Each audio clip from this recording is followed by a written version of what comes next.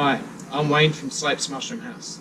Today we're going to be installing a King Stropharia mushroom patch in this hothouse amongst these veggies. The King Stropharia mushroom is a beautiful mushroom. It has a similar flavour to portobello mushroom, but it has a bit of a sweeter flavour. It has a silky texture to it, which is absolutely beautiful when cooked with bacon and eggs. You can make like a pulled pork thing for vegetarians. For the people that having a low carb diet, you can actually use the King Stropharia mushroom as buns because it's a massive mushroom.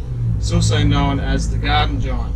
The King Stropharia mushroom will be grown on prepared straw that I've got behind me, and what will happen is it will slowly break down and it will feed the plants, and you also get flushes of mushroom. You can top up the straw if you can see that the straw is starting to get low, because if it runs out of straw it will die. Here we have already prepared straw inoculated with King Stropharia mushroom. We've done that 2 weeks ago, so we can just put that straight into the garden bed.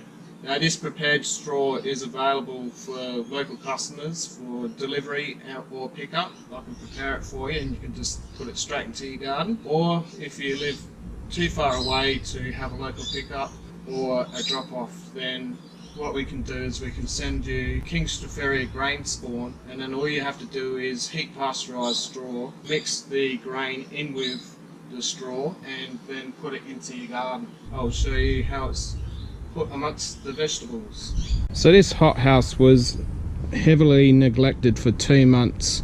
All I did was come in and pick some tomatoes now and again, or some basil. So we removed a few tomato plants, got rid of a lot of weeds. We've kind of retrained the tomato plants on these lower and lane system on the what's called the V-hooks here.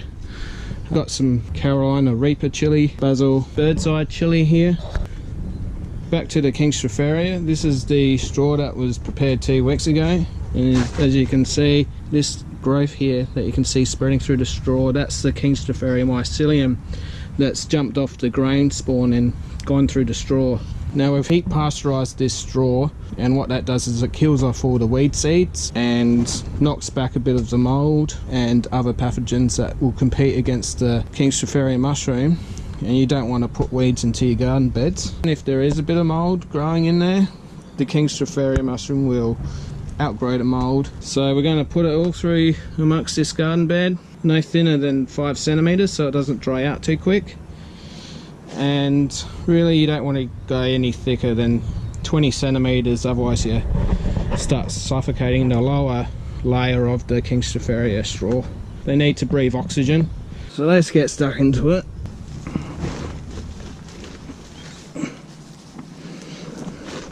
Now the King Stropharia mushroom doesn't mind being broken up like this. If you're ever wondering, you can actually make it grow more vigorously. You can see the grain spawn that I put in there. It's made out of biodynamic rye grain or rye corn. I'll show you how I actually make this straw. It'll come up in a different video. It comes out like sheets and you just put it in like that. You probably noticed that we didn't put down any cardboard. We used to recommend putting down cardboard first, but I found that it causes a lot more problems than what it's worth.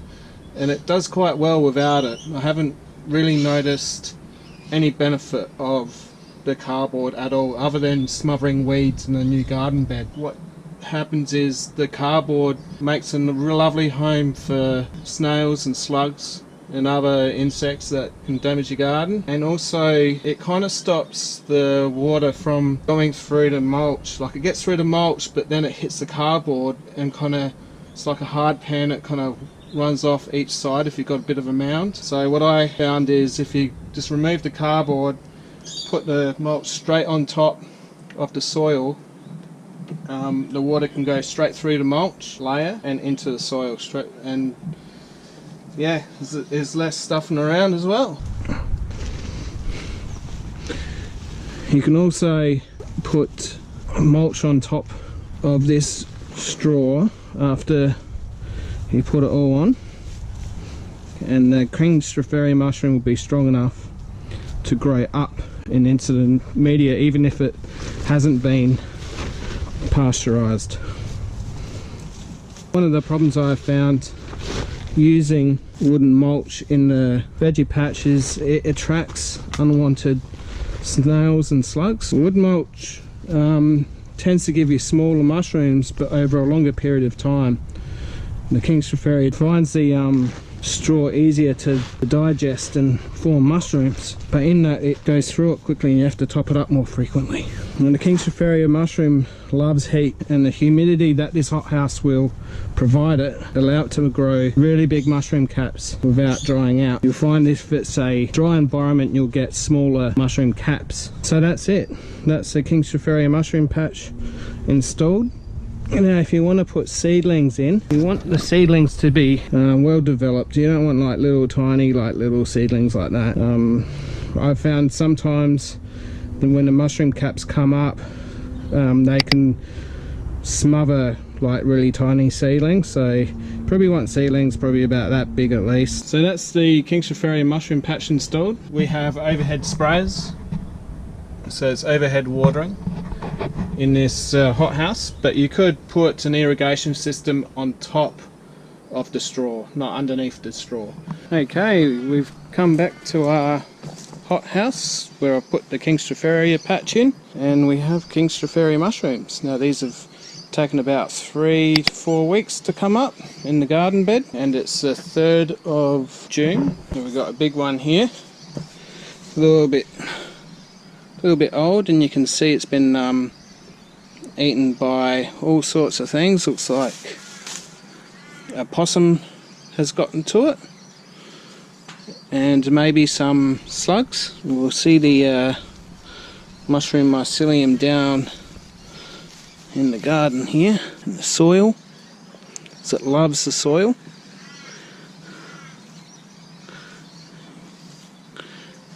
You can see these strands of mycelium connected to it. Oh yes, and here's the slugs. So it's been a few weeks since I put the slug and snail bait down, and this is what happens. You get attacked by millipedes and slugs, but it's still nice and tasty. You just pick all the slugs out. And what have we got here? Just lovely mycelium all the way through that soil here. So we'll be picking all of these mushrooms tonight. I think there's some more coming through up in the garden right here. There's a little baby one down underneath there, and you can see how it's all lifting up through the garden. Some more here, coming up absolutely everywhere. They kind of get triggered by lightning as well. So a bit more snail damage here. We'll pick all these and cook them up in a lovely recipe. After we've picked them, we'll put some more pasteurised straw for making kits, and they'll just chuck it back on top, and that should feed it for another flush of mushrooms. But yeah, you could probably get 3 or 4 flushes of mushrooms without topping it up, but I'll just top it up anyway. These are tomato plants growing in South Australia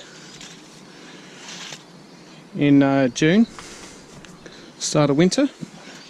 Still getting tomatoes. Unfortunately, the caterpillars have smashed my basil, and you can see the evidence here on the tomato plant. So I'll get some caterpillar spray. It's like a bacteria that kind of eats the caterpillars, makes them rot. Now I'm going to show you how I harvest the King Stropharia mushroom. Tools I use is a nice sharp knife, a paintbrush, and a clean towel, and I put the mushrooms in there. So first of all, we're just going to, while it's still on the ground, just going to try and clean off the caps with the paintbrush, damaging the mycelium or anything like that. We're just going to pull it out Okay, and that will repair itself. It will make new networks and join up again. Doesn't really matter. Probably actually helps it. Cut the stem bud off. Oh yeah, we try and not turn the mushroom upside down as much as possible, so that if we do disturb the dirt on the stem butt, it doesn't go into the gills, which is quite hard to get out. So we've got, you will notice you will attract little millipedes and slugs, so we get them out. That looks pretty clean to me.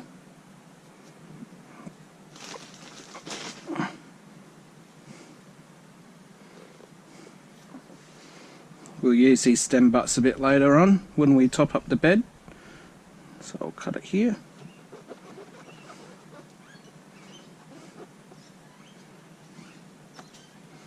You can even take little shavings off like this if your knife is sharp enough, just to clean that straw off.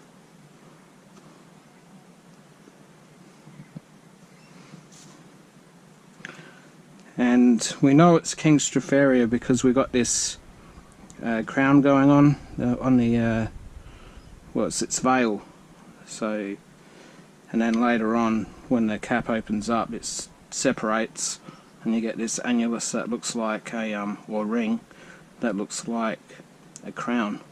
So that's why it's called King Stropharia. You always want to know what you're picking, so you don't pick any poisonous mushroom. So take those stem butts, put them aside, put some straw there. So there you go. Kind of like, looks like a crown.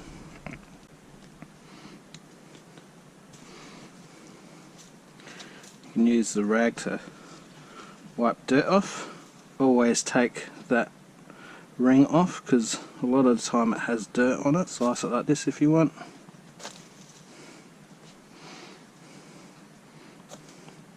Get a bit more tucker.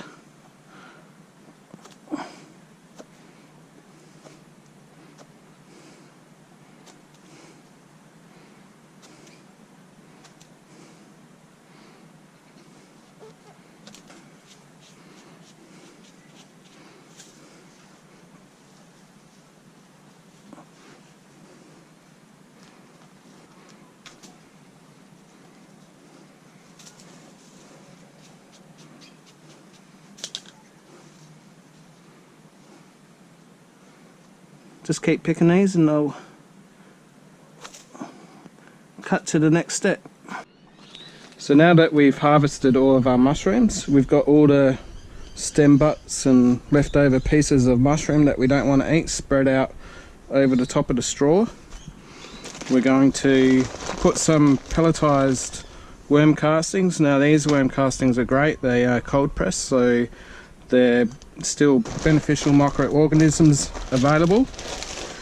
And what this will do, it will provide nutrients to the mushrooms and the plants, and the mushroom may make a relationship with the microorganisms in the pellets, and hopefully they can breed and provide nutrients to the plants as well. So we're going to give it a decent water for about 20 minutes, and this will help hydrate the top of the straw here, probably encourage another flush of mushrooms, and it also will help the mycelium grow up and attach to the new straw that we're putting on. So the next step I like to do is just get a bit of the seaweed liquid, go over the plants and over the straw.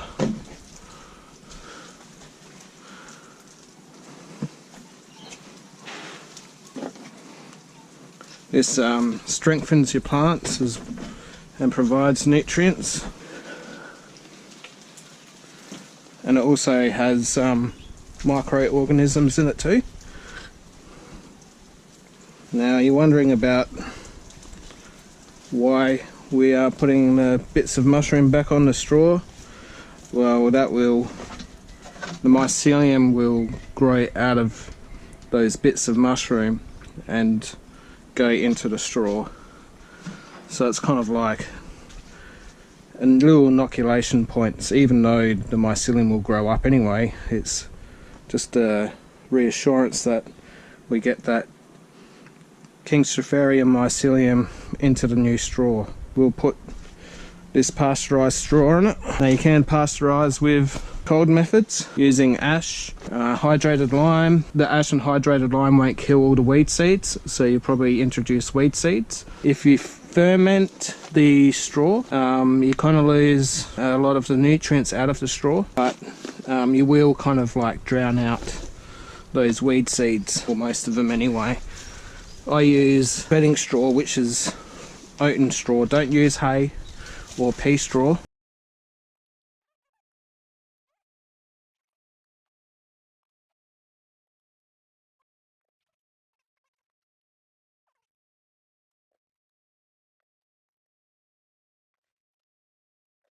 I like to just push down a little bit on it. Just get rid of those air gaps so the mycelium can leap onto that new straw a little bit easier. And now the snail and slug bait, don't need much of it. Now this is just chelated iron, so it's safe for around pets, and all it does is breaks down into iron for your plants. So it's been a few days after we have put the new straw over the top. We have more mushrooms over there that have come up. Now because the mushroom bits are exactly the same genetics, that mycelium from the stem butts will connect back into the main mycelium network. So we've got this stem butt here with a little worm on it. Worms love to eat fungi. And we can see it started to grow up and connect to the straw. So if I hold it here, you can see it's connected. This is a pretty much the same process that you would use for elm oyster mushrooms, which are better grown in the colder months than the King Stropharia is. So yeah, I'll pick those mushrooms, and I think that'll be it for the video. And check out for more videos that we'll have later on. Okay.